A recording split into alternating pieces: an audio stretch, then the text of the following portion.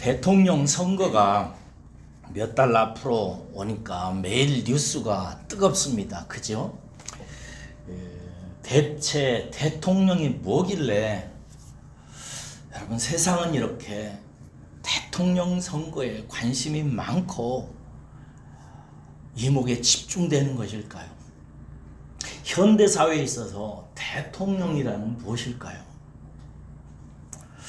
현대사회에 있어서 대통령의 의미는 권력의 상징입니다. 사람이 가질 수 있는 최고의 힘을, 권력을, 능력을 갖게 되는 것을 의미합니다. 여러분, 권력, 힘, 능력 이런 이야기가 나와서 여러분들에게 한번 묻고 싶은데, 여러분은 지금까지 살아오면서 뭐가 제일 큰 힘이라고 깨달으셨습니까? 돈이라고 생각합니까? 대통령과 같은 권력이라고 생각하십니까? 뭐가 제일 힘이 세다고 생각하십니까? 저는요, 제일 힘이 센 게 가장 큰 그 능력은 예수님의 사랑이고, 그 예수님의 사랑을 통해서 역사하는 하나님의 은혜라고 믿는 사람입니다. 뭐라고요? 예수님의 사랑이 가장 힘이 세고, 그 힘의 원천인 예수님의 사랑을 가지고 역사하는 하나님의 은혜, 이것이 저는 가장 파워풀하다고 생각합니다. 왜냐하면 다른 모든 세상의 권력들, 힘들은 다 사람과 관련된, 사람의 환경이나 사람과 관련된 무엇을 바꾸는 힘이지만, 예수 그리스도의 사랑을 통해서 역사하는 하나님의 은혜는 사람 그 자체를 바꾸는 힘이에요. 세상 어떤 기술이나 세상 어떤 지혜나 세상의 어떤 권력도 사람 그 자체를 바꾸는 힘은 없어요. 그런데 하나님의 예수 그리스도를 통해서 역사하시는 은혜의 힘은 사람 자체를 바꾸어버립니다. 사람을, 새 사람을 만들어요. 그래서 저는 이것이 가장 파워풀하다고 믿고 이 능력에 의지해서 사는 사람입니다. 오늘 말씀을 통해서 한 두 가지 여러분들이 집중하고 들으셔야 될 게 있습니다. 그것은 뭐냐면, 이 강력한 하나님의 은혜가 어떻게 우리에게 극대화되어서 체험되어지는지. 뭐라고요? 이 하나님의 놀라운 능력의 은혜가 어떻게 우리에게 극대화되어서 가장 적절하게 우리에게 나타나게 되는지, 그 비밀이랄까요? 그것을 알기를 바라고, 두 번째는 이 은혜의 역사가 우리에게 얼마나 큰 의미가 있는지, 그리고 이 하나님께서 역사하시는 은혜의 역사 가운데 내가 참여하는 것이 나를 얼마나 의미 있게 하고 장차 큰 기쁨을 맞게 하는지에 대해서 저와 여러분들이 좀 도전받았으면 좋겠습니다. 우리는 갈릴리로 가시다가 사마리아 성에 들어가서 사마리아의 한 여인을 만나서 이야기하는 예수님의 이야기를 지금 살피고 있습니다. 주님은 갈릴리 지역으로 올라가시다가 거룩한 의무감을 가지고 사마리아 땅으로 들어가셨다고 그랬어요. 그래서 그 땅에 들어가 가지고 사마리아 한 우물가에 이른 다음에 제자들 보고 니들 음식 좀 사와라 하고 제자들을 보낸 후에 거기에서 정오 한낮 뜨거운, 아무도 물들어 나오지 않는 그 시각에 물들어 나오는 한 여인에게 대화를 시작하십니다.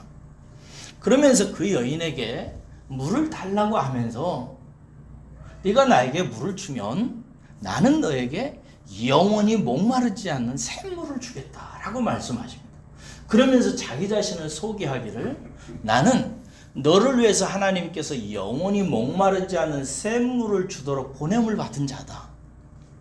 네가 하나님의 그 선물을 알고 또 내가 그 선물을 너에게 전달하기 위해서 온 자라는 사실을 네가 안다면 너는 틀림없이 나에게 제발 그물 좀 달라고, 그물이 있어야 나는 산다고 말했을 것이다 라고 말씀하시면서 여자와 대화를 시작합니다.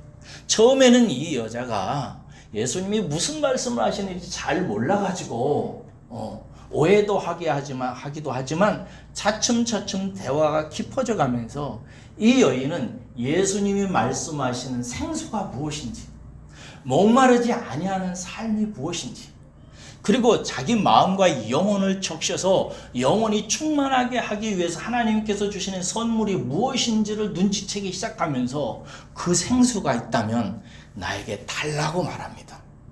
그러면서 그 생수를 얻는 방식에 대해서 예수님과 이야기하면서 이 여인이 말하기를, 어디서 내가 예배를 드려서 하나님을 만나서 그 생수를 얻을 수 있냐고 물어요.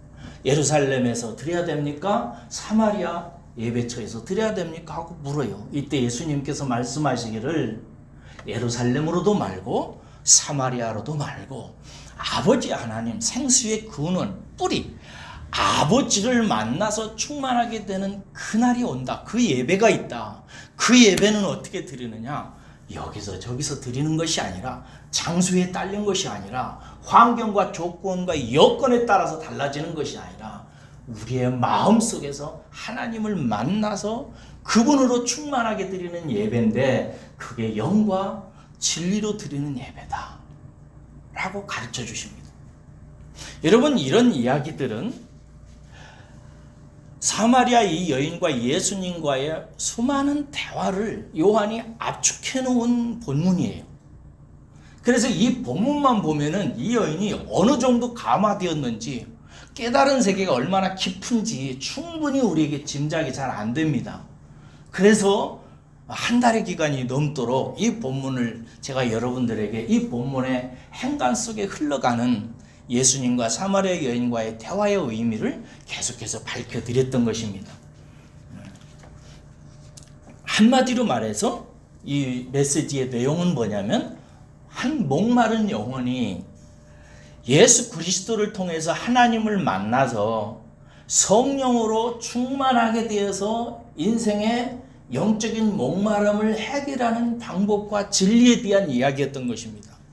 자, 이야기를 대략 이제 끝나갈 즈음에 예수님과 사마리아 여인과의 대화의 결과가 어떻게 됐을까요? 27절을 보시기 바랍니다. 27절 보면 그 결과를 우리가 헤아릴 수 있습니다. 27절 읽겠습니다. 시작. 그때에 제자들이 돌아와서 예수께서 여자와 말씀하시는 것을 이상히 여겼으나 무엇을 구하시나이까? 어찌하여 그와 말씀하시나이까? 묻는 자가 없더라. 아멘. 예수님과 이야기하는 동안에 제자들이 음식을 사러 동네로 들어갔다가 돌아왔습니다. 제자들이 돌아왔을 때 예수님이 사마리아 여자와 이야기하는 것을 제자들이 봤어요. 그러면서 여기 보면은 이상히 여겼으나 라고 이렇게 얘기했어요.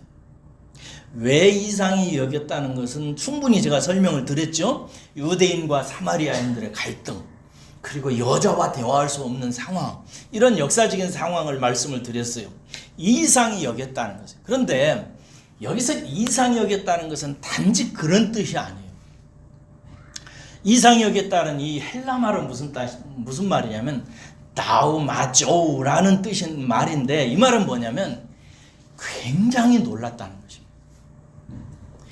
너무나 기이한 현상에 깜짝 놀랄 때 사용하는 단어입니다. 그게 무슨 말이냐? 너무나 놀라서 이게 부모 말씀에 보니까, 주님 무엇 때문에 이 여자하고 대화를 하십니까? 뭘 얻으려고 하십니까? 어쩌시려고 이런 대화를 하십니까? 라고 감히 말도 건네지 못할 지경이 된 것입니다.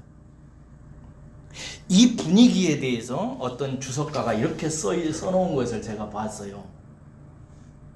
감히 삼자가 끼어들 수 없을 만큼 무언가 심각한 장면이 연출되고 있었기 때문이다.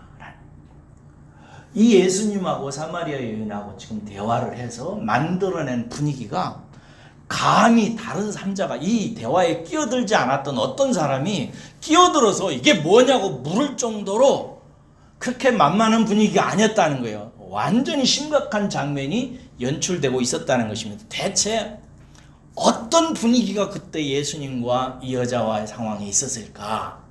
여러분 상상이 되는가요?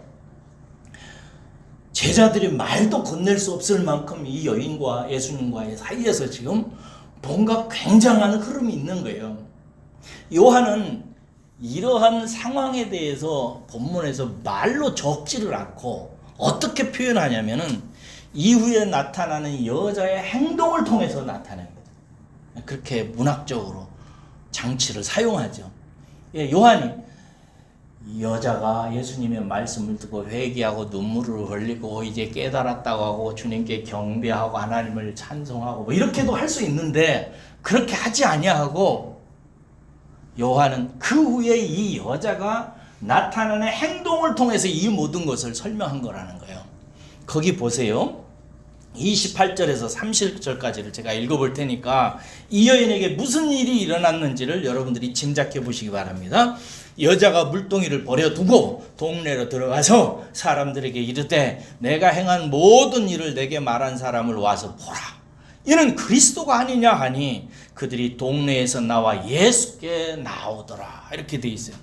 여러분 예수님이 이 여인과의 대화를 마무리했을 때쯤 돼서 그래서 제자들이 와서 이 두 사람을 목격했을 때쯤 돼서 이 여인이 대화를 마무리하고 갑자기 물 들어왔던 그 물동이를 그냥 내버려 놔두고 동네로 들어가는 거예요.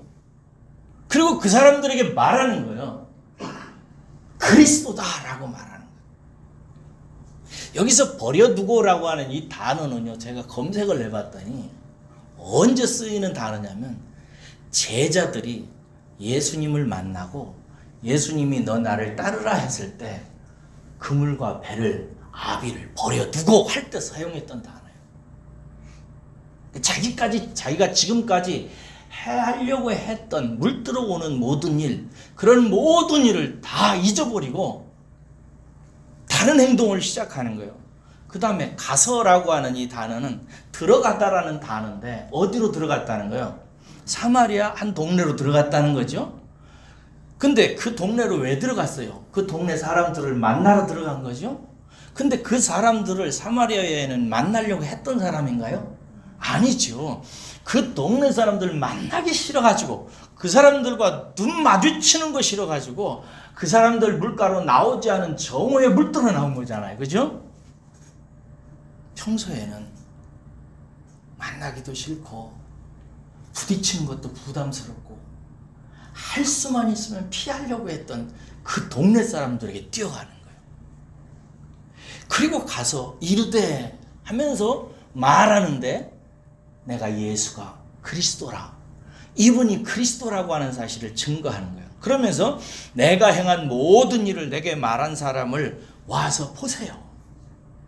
그리스도입니다.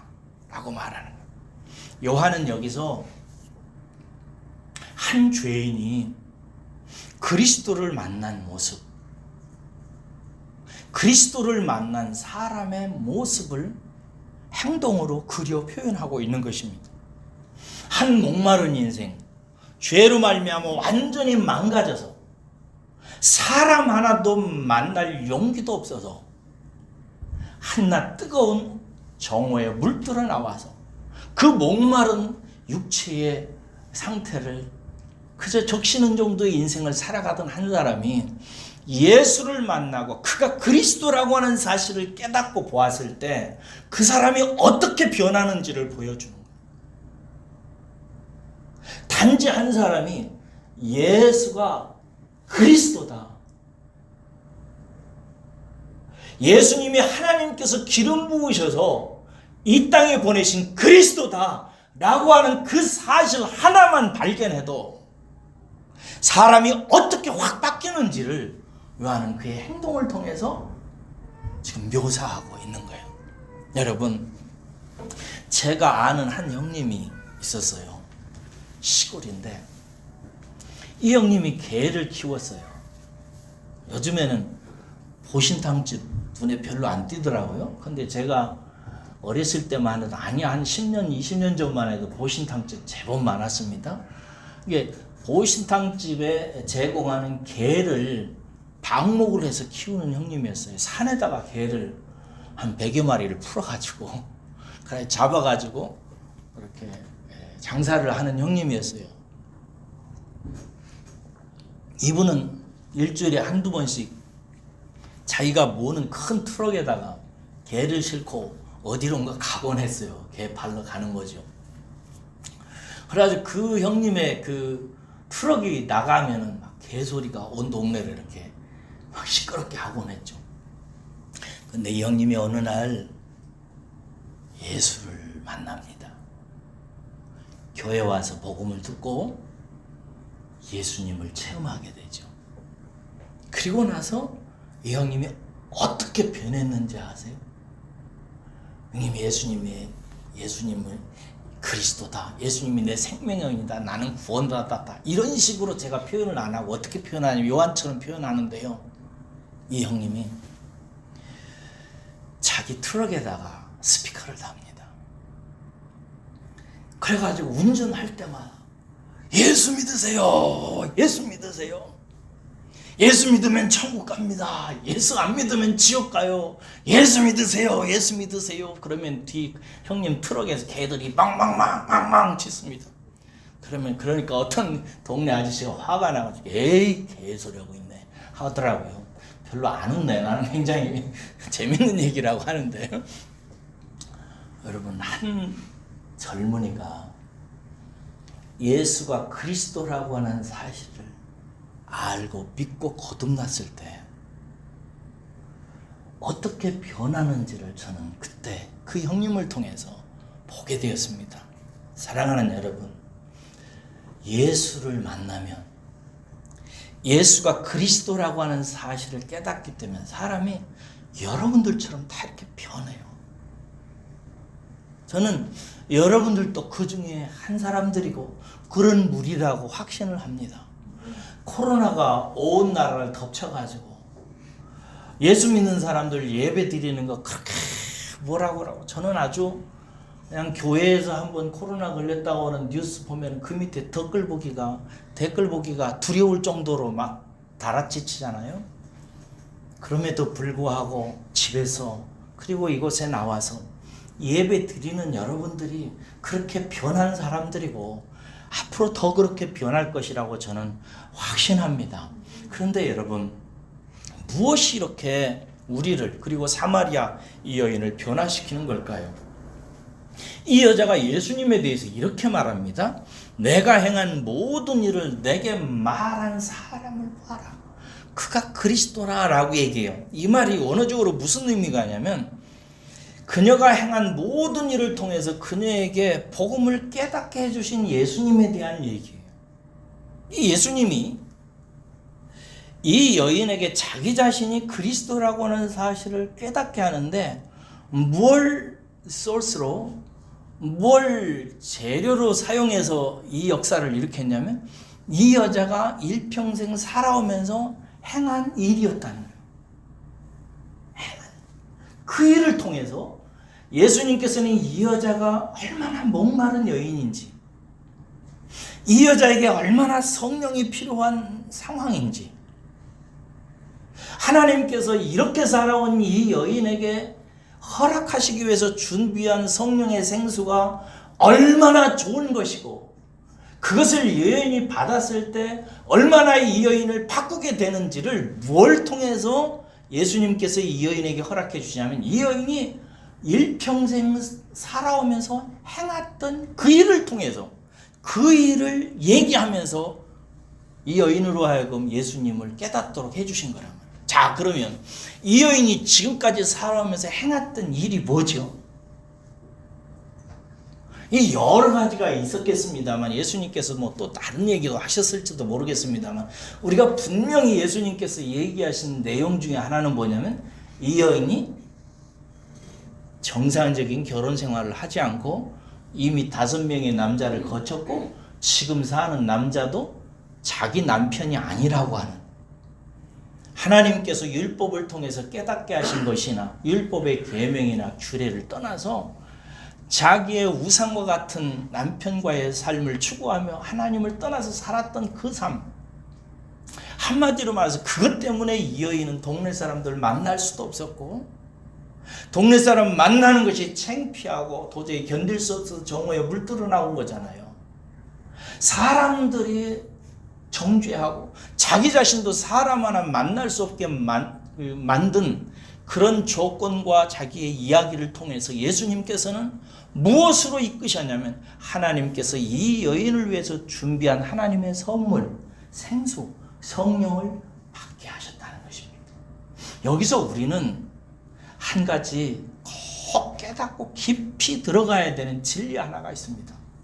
하나님께서 예수 그리스도의 사랑을 통해서 준비해서 우리에게 주시는 놀라운 능력, 힘, 그 은혜는 무엇을 통해서 극대화되어지고 우리가 깊이 깨닫고 알고 받아들이게 되냐면은 우리가 살아오면서 넘어지고 쓰러지고 하나님 앞에서 악하게 살았던 죄악들이라는 것입니다.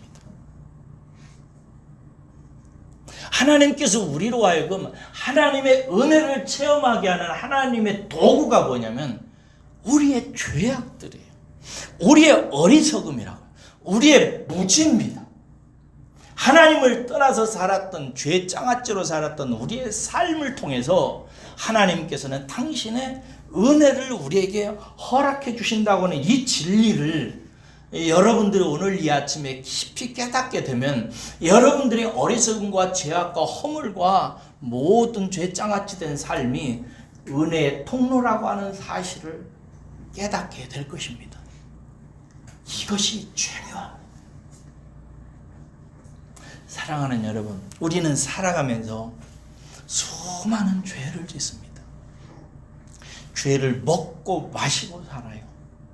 그런데 여러분, 이 죄가 율법 안에서는 우리를 정죄해서 우리를 심판하고 영원한 지옥으로 우리를 끌고 가지만 예수 그리스도 안에서 준비하신 하나님의 사랑과 은혜를 통해서는 이것이 하나님의 사랑과 은혜를 받는 통로가 된다는 사실을 저는 말씀드리고 싶은 거예요. 그러므로 우리가 예수 그리스도 안에서 하나님의 은혜를 체험하는 삶은 내 죄악과 깊은 관계가 있어요. 성경 말씀에 이런 그 말씀이 있습니다. 죄가 더한 곳에 은혜가 넘쳤다. 죄가 더한 곳에 은혜가 넘칩니다.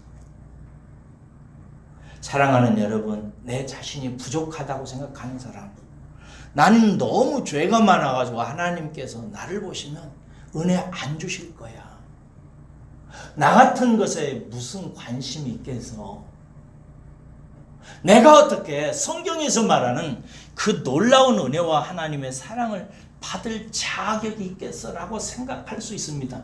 그러나 여러분, 완전히 반대입니다. 하나님께서 우리에게 주시는 은혜와 사랑은 바로 죄로 인하여 아무 자격이 없는 나에게 주어주시는 은혜라고 하는 사실을 믿으시기를 주의 이름으로 축원합니다. 은혜라고 하는 말의 뜻이 자격 없는 자에게 주시는 하나님의 기뻐하시는 뜻이라고 그랬습니다. 호의라고 그랬죠. 자격 없는 자에게 허락하시는 하나님의 호의, 이것이 하나님의 은혜라 이 말이에요. 그러니까 여러분들은 여러분들의 죄를 통해서, 연약함을 통해서, 무너짐을 통해서, 깨짐을 통해서 하나님 앞에 나아가서 하나님께서 허락해 주시는 하나님의 놀라운 사랑과 은혜를 덧입는 자세를 가지시기를 주의 이름으로 축원합니다. 그 사람들은요, 죄를 범죄하거나 넘어지거나 쓰러지면 하나님 앞에 안 나오고 예배 안 드리고 물러서는 것이 아니라 죄를 짓고 넘어지고 쓰러지면 쓰러질수록 은혜 앞으로 더 나아오는 태도를 갖게 돼요. 하나님은 그것을 원하십니다. 그러니까 여러분들은 하나님은 뭘 통해서 은혜의 역사를 일으키신다고요? 우리의 허물과 죄를 통해서 일으키세요. 내 허물과 죄가 드러날 때마다 여러분들은 그러므로 하나님께서 멀어지려고 하는 태도를 갖지 마시고 하나님께 다가가는 태도를 가지시기를, 이거 중요한 얘기거든요. 내가 연약하고 내가 바보 같고 하나님께서 나 같은 것을 정죄하실 것 같고 나를 벌하실 것 같은 마음과 분위기가 마음속에 자리 잡거든 기도 중단하고 말씀 안 보고 예배 불참석하고 하는 쪽으로 멀어지지 마시고 이때가 이렇게 죄가 더해진 내 심령 속에 하나님의 은혜가 넘친다고 하는 사실을 깨달으시고 죄가 많으면 많을수록 슬프고 아프고 눈물 나면 눈물 날수록 하나님의 은혜 앞으로 다가오시기를 주의 이름으로 축원합니다. 이 자세를 주님께서 아주 기뻐하십니다. 이게 깨달은 사람들이 이런 자세를 가져요. 은혜 못 받는 사람들의 특징은 자기의 연약함, 부족함 때문에 자꾸 하나님을 멀리하고요. 은혜 잘 받는 사람들은 자기의 연약함과 쓰러짐과 죄 때문에 하나님께 더 가까이 나아가요. 하나님이 일하시는 방식을 이해했고 하나님의 마음을 알기 때문에 그런 것입니다. 여러분 생각해 보세요. 은혜가 빛날 때가 어떤 때인지 보세요. 예를 들어서 이런 때예요. 초막절에 한 여자가 그 초막절 대명절날 다른 남자하고 성관계를 갖다가 그 율법사들과 유대인들에게 잡혀가지고 현장에서 끌려 나온 여자 있잖아요. 이 여자가 어떻게 이 여자를 예수님께서 어떻게 대하시는지를 보라고. 사람들은 돌 들고 와서 쳐 죽이려고 하잖아요. 그런데 예수님은 그를 보호하시고 그의 곁에 가서 땅바닥에도 뭐라고 써가지고 사람들의 양심을 자극해가지고 사람들을 다 보낸 후에 예수님이 이 여인에게 말합니다. 너를 정죄하는 자들이 다 어디 갔냐? 다 갔습니다. 그래서 예수님께서 말씀하시죠. 나도 너를 정죄하지 않는다. 여러분, 하나님은 예수님은 우리 곁에 오실 때 우리를 정죄하러 오지 않습니다. 내가 죄 가운데 있을 때 예수님은 성령을 통해서 내게 접근하실 때 나를 책망하고 정죄하고 망하게 시키려고 오시지를 않아요. 예수님께서 말씀하십니다. 나도 너를 정죄하지 않으니 다시는 그런 죄를 짓지 마라. 새 사람 만드시려고 오는 거예요. 할렐루야. 이것을 우리는 은혜라고 하는 거예요. 세관원에 앉아가지고 이스라엘 사람들의 세금을 뜯어가지고 절반 정도는 자기가 착복하고 절반 정도는 로마에게 바치면서 이스라엘 백성들의 고열을 짜먹는 삭개오라고 하는 사람 앞에 예수님께서 나타나세요. 그 죄인, 그 민족의 배반자, 그저 로마 정부만 없으면 사람들이 몰려가서 돌로 쳐 죽여야 마땅하는 그 삭개오 앞에 예수님께서 오십니다. 왜요? 그놈 잡아가지고 지옥 제일 뜨거운 불에 던지려고요? 아니에요. 내가 너와 함께 오늘 밤 유하여야 하겠다. 예수님께서 삭개오 집에 가세요. 가지고 하룻밤 유합니다. 그리고 나자 삭개오가 뭐라고 말해요? 그가 그 밤에 무슨 이야기를 했는지, 예수님께 어떤 은혜를 받았는지 이런 것들을 성경의 저자는 얘기하지 않고 그 후에 삭개오가 무슨 일을 하는지를 얘기해요. 예수님께서 말합니다. 남에게 착복한 것이 있으면 4배로 갚겠습니다. 그리고 내가 가진 재산의 절반을 떼서 가난한 사람들에게 주겠습니다. 그리고 나는 주님을 쫓겠습니다. 라고 얘기해요. 예수님이 죄인을 찾아가는 이유는 절대로 정죄하거나 멸망시키려는 것이 아니라 그에게 은혜를 주어서 그와 함께 교제해서 그를 변화시켜서 새 사람을 만들려고 하는 그 목적 때문인 거예요. 사랑하는 여러분, 이 예수님의 마음을 여러분들이 이해하셔야 돼요. 죄 가운데 아파할 때, 슬플 때 여러분 곁에 와서 여러분들을 위로하고 여러분들을 용서하고 우리에게 은혜를 주셔서 우리로 하여금 다시는 죄 가운데 살지 아니하고 하나님의 놀라운 사랑으로 바꾸어 놓고 싶어서 거룩한 부담감을 가지고 사마리아 성에 들어갔던 예수님처럼 우리를 향한 거룩한 발걸음을 지금도 하고 계시다는 사실을 믿으시고 예수님 바라보고 여러분이 연약할 때마다 힘들 때마다 죄 가운데 헤맬 때마다 물러서지 마시고 예수님께 다가가시기를, 여러분들에게 다가오는 예수님의 손을 꼭 잡으시기를 주의 이름으로 축원합니다. 이것이 예수님의 마음이에요. 예수님께서는 이 사마리아 여인을 놀랍게 변화시키는데 바로 이 사마리아 여자가 일평생 살아오면서 행했던 그 죄악된 삶을 통해서 은혜가 무엇인지를 깨닫게 하시고 이 여인에게 크게 필요했던 생수를 그 순간에 눈치채게 하시고 알게 하셔서 이 여인으로 하여금 새로운 삶을 사는 인생으로 터나도록 만드셨다는 사실을 기억하시기를 바랍니다. 이 은혜가 여러분 우리에게 임한 거예요. 이 사마리아 여인에게 임한 이 은혜가, 이 예수님의 발걸음이 우리에게 임한 것입니다. 그러므로 사랑하는 여러분, 저와 여러분들이 죄에 대해서 기죽지 마시고 여러분들의 연약함에 대해서 낙심하지 마시고 이 죄를 통해서, 우리의 연약함을 통해서 하나님의 생수를 부어주시고 새 사람의 길을 걷도록 하시는 예수님을 항상 더욱더 바라보시기를 주의 이름으로 축원합니다. 죄악 중에 더 바라보세요. 그냥 내 삶이 무너지거든 더 바라보셔야 돼요. 그래야 우리가 예수님의 뜻하고 일치가 돼서 주님께서 기뻐하시는 줄로 믿습니다. 이 은혜의 힘, 이 은혜의 파워, 이 능력이 예수님을 움직이는 에너지예요. 예수님께서 이렇게 죄악을 통해서 죄된 죄장 같은 인생에게 오셔서 그 죄장 같은 인생의 삶을 통해서 그에게 하나님의 은혜를 깨닫고 부어주시고 그를 새 사람 만드는 이 일이 예수님으로 하여금 이 세상에 와서 이 세상에서 일하시는 예수님을 움직이는 에너지의 예수님의 힘입니다. 그게 어디 나오냐면 31절에서 34절 보세요. 31절에서 34절입니다. 우리 천천히 한번 같이 읽으면서 은혜의 능력이 왜 주님을 움직이는 에너지고 우주를 움직이는 힘인지에 대해서 감을 잡아보시기를 바랍니다. 31절부터 읽습니다. 시작. 그 사이에 제자들이 청하여 이르되 랍비여 잡수소서. 이르시되 내게는 너희가 알지 못하는 먹을 양식이 있느니라.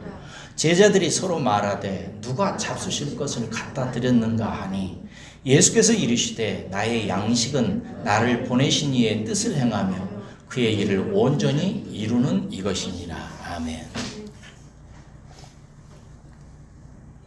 여인이 은혜를 깨닫고 동네로 들어갑니다. 그러자 제자들이 음식을 사와서 예수님에게 음식을 잡수시라고 말씀드리죠. 그래서 예수님께서 뭐라고 말씀하시죠? 나는 너희가 모르는 양식이 있다. 꼽을 쳐놓은 김밥이 있었다. 라는 말씀이 아니고 너희들이 모르는 양식이 있다. 그러자 제자들이 수군거려요. 누가 갖다 줬다. 갖다 줬나? 그래서 예수님께서 하시는 말씀이 나의 양식은 나를 보내신 이의 뜻을 행하며 그 일을 온전히 이루는 것이다 라고 얘기해요. 여러분, 주님이 말씀하시는 지금 이 양식은 여러분도 금방 아실 거예요. 입으로 먹어서 육체에 에너지를 공급하고 육체가 살아가고 움직일 수 있는 힘이 되게 하는 그런 양식은 아니라는 것을 금방 아실 거예요. 주님을 배부르게 하고 주님으로 하여금 힘이 나게 하고 주님이 에너지를 공급받아가지고 당신의 일을 할 수 있게 하는 어떤 다른 정신적이고 영적인 양식이라는 사실을 아실 거예요. 그게 뭐냐? 한마디로 말해서 목마른 영혼이 당신을 통해서 하나님을 만나 성령의 능력으로 살아가게 하는 그 일. 그래서 그 일이 잘 되고 그 일이 풀려지게 될 때 예수님께서 받게 되는 에너지, 힘, 동력이라는 거예요. 여러분, 사람에게는 입에 들어가는 양식뿐만 아니라 마음과 정신의 양식도 필요합니다. 그죠? 제가 언젠가 텔레비전에 보니까 한 남자가 자기의 아내를 이렇게 세워요. 아내를 위해서 밥을 했습니다. 미음을 쏘았어요. 죽을. 그리고 한 수저라도 일어나서 먹으라고 이렇게 세워요. 그러자 이 여자가 뭐라고 얘기를 하냐면요, 여보, 나 손가락 하나도 까딱하지 못하겠어요. 그래요. 그 여인은 지금 손가락 하나 까딱할 수 있는 힘, 에너지가 없는 거예요. 그러니까 먹어 여보, 일어나 한 수저라도 먹어 하고 미움을 입에다 갖다 대요. 그러니까 이 여자가 고개를 살래살래 흔들어요. 싫어. 왜 그러냐면은 이 부부에게 하나밖에 없는, 그때 3살인가 4살짜리 이제 갓 유치원 다니는 아이가 어떤 나쁜 사람에게 유괴가 된 거예요. 그래가지고 며칠 때 소식이 없으니까 이 여인이 그냥 쓰러져서 일어날 힘도 없는 거예요. 이 여인에게 지금 힘은 뭐죠? 이 여인에게 에너지를 주는 이 여인에게 필요한 양식이 뭐예요? 아들이에요. 그렇죠? 밥만 양식이 아니라 다른 것도 양식이 있다는 얘기를 제가 드리는 거예요.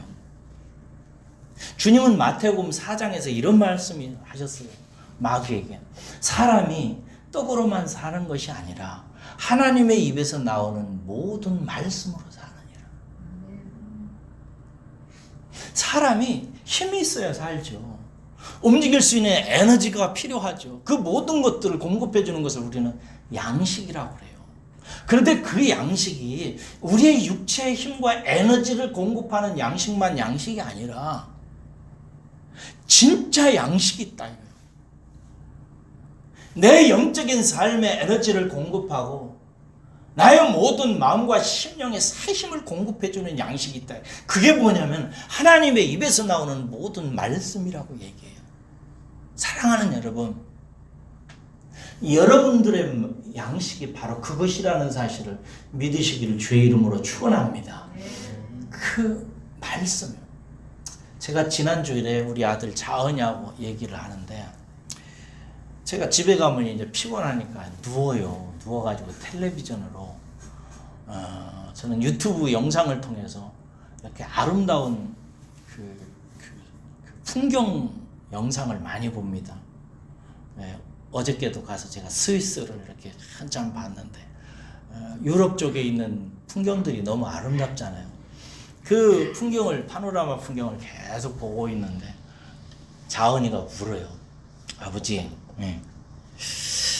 아버지에게 모든 그 돈이나 시간이나 이런 조건이나 이런 게 풍족해서 막 어딘지 돌아다닐 수 있는 상황이 된다면 아버지는 계속 목회를 하실 것 같아요? 안 할 것 같아요? 그래요. 그랬지? 그래서 제가 자은 얘기 이렇게 했어요. 아버지는 하나님의 말씀을 연구하고 그렇게 깨달은 것을 설교하는 일을 중단하면 아버지는 못 살아. 그렇게 얘기했어요. 아버지는 하나님의 말씀을 연구하고 깨달아서 사람들에게 설교하는 이것을 못한다면, 내가 만약에 못한다면 나는 못 살아 라고 얘기했어요. 그 대답을 하는 한 2, 3초 동안 제가 잠시 침묵을 했는데, 왜 그러냐면 내 자신에게 물었어요. 너는 돈이 수십억, 수백억이 있고 시간도 있고 모든 조건이 다 있다면 네가 지금 하고 있는 그 일을 계속 하겠는가? 아니면 중단하겠는가? 여러분은 어떠세요? 그런 일을 찾으시기를 주의 이름으로 축원합니다. 진짜 행복한 사람이에요. 저는 제가 하는 그 일을 못하면 저는 손가락 하나도 아마 들어올릴 힘이 없어질지도 모르겠어요. 그게 제 에너지원이에요. 하나님의 말씀을 연구하고 깨닫고 즐기는 것. 그리고 그렇게 깨닫고 즐겨서 설교의 원고로 만들어서 여러분들에게 전하고 하나님께 영광 돌리는 것. 이것이 제 양식이에요. 주님이 지금 말씀하십니다. 내 양식은 입으로 먹는 그 양식만이 아니다. 내 양식은 목마른 영혼에게 거룩한 부담감을 가지고 찾아가서 그를 위해서 영원전부터 준비해 주신 하나님의 생명의 생수를 그에게 성령으로 공급해서 그로 하여금 새 인생을 살아가게 만드는 것. 그 모습을 내가 보는 것. 그래서 그가 완전히 그렇게 살아가는 모습, 하나님께서 나를 통해서 행하게 하신 그 일을 온전히 맞춰내는 그 일, 그 일이 내 에너지다. 나를 움직이는 힘이다. 나를 일으켜 세우는 힘이다라고 얘기하는 거예요. 여러분, 예수님이 하나님과 대화한 후에 하늘과 땅의 모든 것을 지으셨어요. 왜 지었어요? 저와 여러분들을 목마른 인생에서 구출하셔서 예수를 그리스도로 알고 거듭나서 하나님이 영원전부터 영생하면서 누리도록 하시는 그 성령을 우리가 받아서 영원토록 성령 충만해져서 하나님의 진리를 자연 만물과 말씀을 통해서 깨닫고 영원하신 하나님을 찬양하며 하나님과 동행하는 삶을 완성하기 위해서 하늘과 땅과 모든 것을 지었어요. 그렇게 지어놓고 이제 죄 가운데 빠져있는 그 영원전부터 예정된 저와 여러분들을 향해서 이제 세상에 내려와야 되겠다라고 생각하고 내려왔을 때 예수님이 어디에서 힘나겠어요?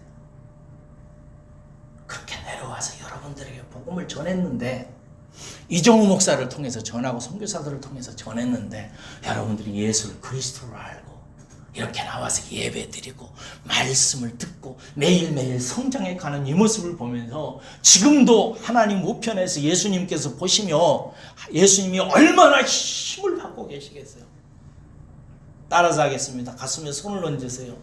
예수님은 나를 기뻐하신다. 예수님은 나를 기뻐하신다. 나는 예수님의 양식이다. 내가 예수님께 힘을 드리고 있다. 예수님은 나 때문에 기뻐하신다. 그렇습니다, 여러분. 여러분 자신을 죄인이라고는 관점에서만 보지 마세요. 예수님은 여러분들 때문에 사세요. 여러분들을 보는 낙으로 사신다고.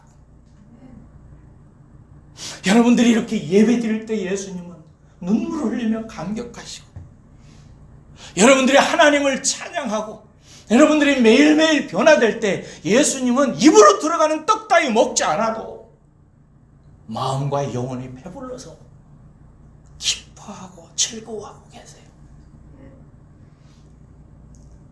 여러분들이 마음속에 기억해야 될 게 있어요. 내가 예수를 그리스도로 알고 이렇게 예배하고 찬송하고 일주일 동안 어려운 세상 속에서 그래도 믿음을 줄을 붙들고 그래도 말씀 받고 기도하며 살아가는 이 모습을 보면서 우리 주님이 너무나 기뻐하신다는 사실을 이거 잊어버리시면 안 돼요. 우리가 자식 새끼 하나를 낳아도 자식이 무슨 아버지 옷을 사오고 집을 사주고 자동차를 사준다고 기뻐하는 것이 아니라 그 아무것도 하지 않는 어린아이가 새근새근 잠을 자고 밥을 먹고 일어나 아장아장 걷고 기뻐서 까르르 넘어지고 이런 모습을 보면서 기뻐하듯이 우리 주님도 당신이 십자가의 보혈을 통해서 거듭나서 다시 태어나는 우리의 삶을 보면서 우리 하나님과 예수님이 너무 기뻐하신다는 사실을 절대 잊으시면 안 돼요. 여러분들의 인생이 비극적이다, 나는 불쌍하다, 이런 생각 제발들 갖지 마시고 여러분들을 하나님이 기뻐하시고 즐거워하시고 예수님은 여러분들이 그렇게 변화되어지고 살아가는 모습을 인하여 힘과 에너지를 받고 계시고 지금도 예수님이 그렇게 열심히 성령을 보내시고 역사하고 계시다는 사실을 믿으시기를 주의 이름으로 축원합니다. 그래서 저는 제가 교만해서 그런 것이 아니라 여러분, 저는 주님이 나 기뻐하신다고 믿습니다.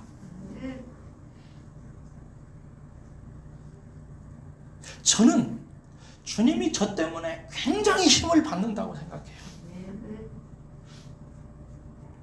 여러분들도 마찬가지.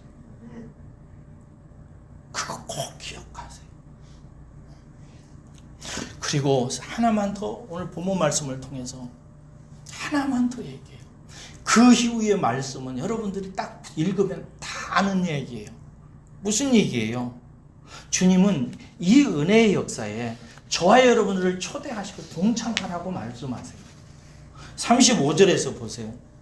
너희는 넉 달이 지나야 추수할 때가 이르겠다 하지 아니하느냐. 그러나 나는 너희에게 이르노니 너희 눈을 들어 밭을 보라. 희어져 추수하게 되었도다. 이게 무슨 말인지 아시죠? 세상을 보라 이 말이죠. 믿음에 눈을 뜨고 세상을 한번 봐라. 추수할 곡식들로 희어졌다. 이게 무슨 말이에요? 목마른 영혼들 전도해서 주님께로 돌아오게 하면 구원할 영혼들이 가득 찼다는 말 아시죠? 그 다음에 36절 보세요. 거두는 자가 이미 싹도 받고 영생에 이른 열매를 모으나니 이는 뿌리는 자와 거두는 자와 함께 즐거워하게 함이라. 그런즉 한 사람이 심고 다른 사람이 거둔다는 말이 옳도다. 내가 너희로 노력하지 아니한 것을 거두러 보내었노니 다른 사람들은 노력하였고 너희는 그들이 노력한 것에 참여하였느니라 라고 말해. 이 말은 간단하게 너희들도 나처럼 영혼을 구원하고 성령 충만하는 삶을 살도록 하기 위해서 사람을 주께로 돌아오게 하는, 전도하는 일, 추수하는 일에 너희들도 동참하기를 나는 원한다. 그렇게 동참하는 것이 너희들이 수고해서 만들어낸 열매가 아니다. 누가 수고했어요? 하나님이 수고하시고 예수님이 수고하시고 사도들이 수고한 거잖아요. 그러니까 우리들은 그저 그 결과에 추수하는 일에만 동참하는 거예요. 동참하라는 거예요. 그 이유에 대해서 여기 본문 말씀에 보면 이는 뿌리는 자와 거두는 자가 함께 즐거워하게 하려 함이라. 여러분들에게 기쁨을 주기 위해서라는 거예요. 이 사역에 동참하면 장차 임하게 될 하나님의 나라에서, 이 세상에서도 기쁘지만 장차 다가올 하나님 나라에서 이 역사에, 이 영혼 추수의 역사에 동참한 사람들에게 누리게 되는 놀라운 기쁨과 영광이 있음을 성경은 누누이 말하고 있으며 오늘 본문 말씀에서 주님께서 하시는 거예요. 이 기쁨이 크다. 제가 나중에 천국 가서 만나고 싶은 분이 여러 분 있는데 그 중에 한 사람이 누구냐면 부산 단감동에서 처음 전도사 사역할 때 제가 전도했던 여러 아이들이 있어요. 어린아이들 그때는 굉장히 많이 전도했는데 전도했을 때 특별히 한 아이가 떠오르더라고요. 어떤 아이였냐면 집에다가 대나무를 꽂고 지내는 집이에요. 무슨 집인지 알죠? 우상을 섬기는 집이에요. 아버지도 어머니도. 근데 어느 날 그 집의 외동딸인 이 아이가 저를 만났어요. 그래가지고 복음을 들은 거예요, 저한테. 그래서 교회를 다녔어요. 근데 어느 날 아버지에게 들켰어요. 아버지에게 죽어라 맞았습니다.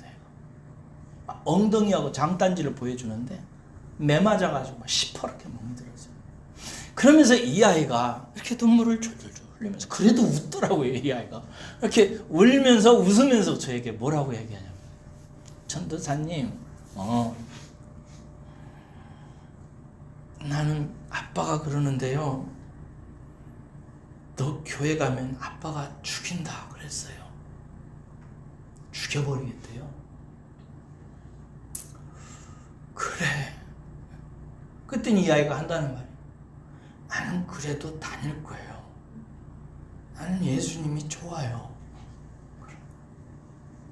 그 말을 하고 자기 집 골목으로 이렇게 들어가다가 자기 몸은 골목 안쪽으로 숨기고 얼굴만 저에게 보여주면서 잘 가라고 전도사님 선지됐어요. 제가 그 아이의 그 눈물도 흘리면서 웃으면서 이렇게 다음 주일에 만나자고 손을 흔드는 그 모습이 지금도 떠올라요. 왜냐하면 그날이 마지막 날이었어요. 그리고 그 아이는 교회에서 제가 본 적이 없어요.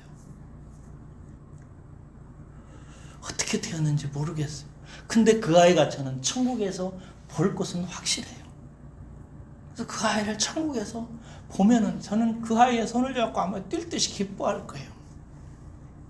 여러분, 한 어린아이의 마음속에 예수가 그리스도라고 하는 복음을 들려주고 그 아이의 가슴속에 성령이 임해서 아버지가 때려 죽인다는데 그래도 나는 교회 다닐 거라고, 나는 예수님 좋다고 말하는 그 아이를 향해서 우리 주님께서 얼마나 기뻐하시고, 저는 그 아이가 지금 훌륭한 아이가 되었을 거라고 저는 그냥 믿어요. 망했을 것 같아요? 맞아 죽었을 것 같아요? 그렇지 않지요. 나중에 세월이 지나서 천국 가면 만나게 될 것이고, 저는 그 아이를 제 인생의 전도의 가장 큰 열매로 자랑 삼아 그 아이를 품을 거예요. 얼마나 기쁘겠어요. 그리고 하나님께서 그 일을 하다 온 저를 얼마나 칭찬하시겠어요. 사랑하는 여러분, 여러분들도 그 일에 마음을 쓰시기를, 기도하시기를 주의 이름으로 축원합니다.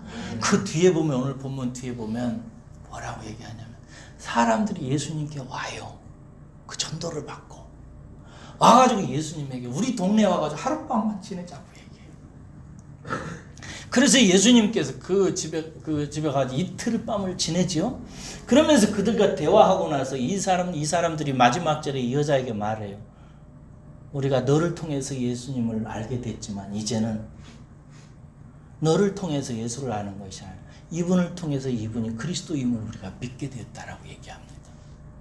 한 사람이 어떤 사람의 전도를 받아서 예수를 그리스도로 믿기 시작하다가 나중에 예수님과 깊이 교제하고 나서 다른 어떤 사람의 증거나 간증이나 얘기를 통해서 그리스도를 고백하는 것이 아니라 예수님과의 교제와 대화와 그분의 말씀을 통한 교제를 통해서 든든히 서서 이제는 세상 다른 사람들의 이야기나 말이나 환경이나 조건 때문에 예수를 믿는 것이 아니라 예수님 때문에, 예수님과 내가 교제하고 있기 때문에 나는 예수를 믿는다라고 말하는 사람으로 우뚝 서는 거예요. 이것을 보는 것이 예수님의 양식이라 이 말이죠. 사랑하는 여러분, 우리 예수님께 이 양식 같이 나눠 먹읍시다. 아멘. 이렇게 말씀드리고 나도 좀 먹겠습니다. 그리고 여러분, 영혼을 향해서 고개를 돌리시기를 주의 이름으로 축원합니다. 기도하겠습니다.